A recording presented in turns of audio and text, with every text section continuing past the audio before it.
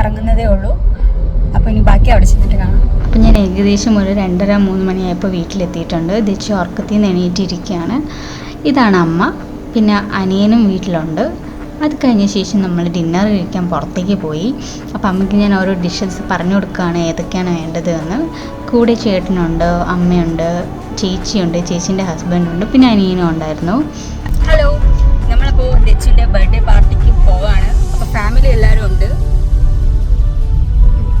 അമ്മ അവിടെ ഇരിപ്പുണ്ട്. അമ്മ സെൽഫി എടുത്തുകൊണ്ടിരിക്കുകയാണ്. അങ്ങനെ നമ്മൾ ദച്ചുവിൻ്റെ കേക്ക് വാങ്ങിയിട്ടുണ്ട്. നമ്മളാണ് പിക്ക് ചെയ്തത് കേക്ക്. ഇനി നമുക്ക് അവിടെ പോയിട്ട്. അപ്പം നമ്മൾ സംസമിലാണ് വന്നിരിക്കുന്നത്. നമ്മൾ ഇന്നലെ ഫുഡ് കഴിക്കാൻ വന്നതും ഇവിടെ തന്നെയാണ്. ഇതിൻ്റെ ഫസ്റ്റ് ഫ്ലോറിലാണ് നമ്മൾ പ്രോഗ്രാം നടക്കുന്നത്. അപ്പോൾ ചേട്ടനും അനിയനും ഗിഫ്റ്റൊക്കെ ആയിട്ട് മുകളിലേക്ക് വരുന്നുണ്ട്. അങ്ങനെ ദച്ചു എത്തിയിട്ടുണ്ട്. ദച്ചുവിൻ്റെ മൂഡ് നല്ല ഓഫാണ്. അപ്പോൾ അവന് ഡ്രസ്സ് ഇട്ട് കൊടുക്കുകയാണ്. അപ്പോൾ ഇവിടെയാണ് ഡെക്കോറിൻ്റെ പരിപാടിയൊക്കെ നടക്കുന്നത്. എല്ലാം നമ്മൾ തന്നെയാണ് ചെയ്യുന്നത്. അപ്പോൾ കണ്ടു നോക്കൂ. അപ്പോൾ ഇതാണ് ഫൈനൽ ലുക്ക്. നല്ല ഭംഗിയുണ്ടായിരുന്നു.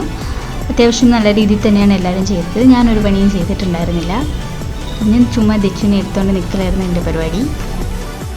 നിങ്ങൾ ഈ കാണുന്നത് ദച്ചുവിനെ ചിരിപ്പിക്കാനുള്ള കഷ്ടപ്പാടാണ് എല്ലാവരുടെയും. നല്ല ഫോട്ടോസ് കിട്ടാൻ ദച്ചു നന്നായിട്ട് ചിരിക്കാൻ വേണ്ടിയിട്ട് എല്ലാവരും കഷ്ടപ്പെടുന്നുണ്ട്.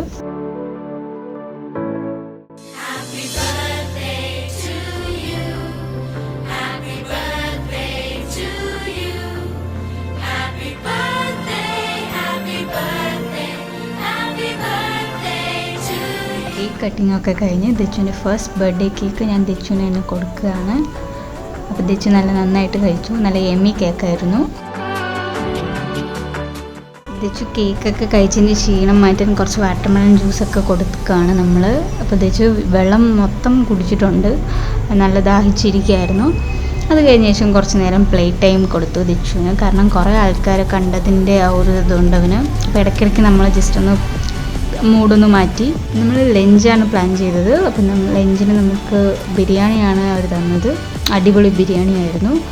അതിനുശേഷം നമ്മൾ ഏകദേശം ഒരു 2 മണിയൊക്കെ ആയപ്പോൾ നമ്മൾ തിരിച്ച് വീട്ടിലേക്ക് പോയി. ബൈ.